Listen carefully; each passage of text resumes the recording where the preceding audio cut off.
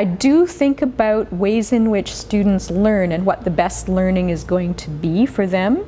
And a lot of the time that means learning by talking and doing. So in my classes regularly, there's lots of discussion and group work and hands-on things.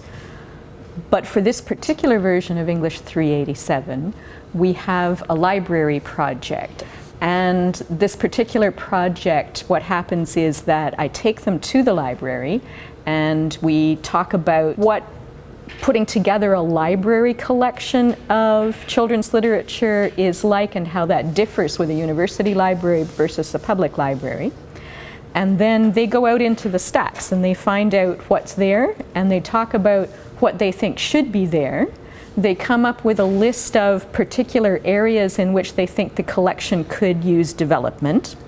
And then I put them in groups that correspond with the areas of development that they're interested in dealing with and talking about.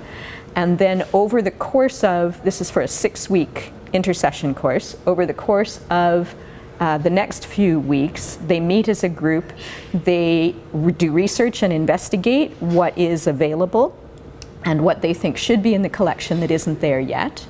And then at the end of the 6-week course, there's a $500 budget that the library has given us, and they get to spend money to actually make a change to the SFU University Library. It makes them think about what kinds of literature for children we keep, because the book publication industry produces thousands of titles a year and most of them disappear into sale bins and are never heard of again or never reprinted.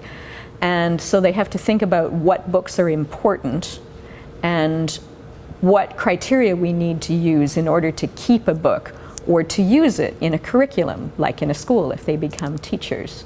I think you also need to think about ways in which you're going to value that in the course that you're teaching.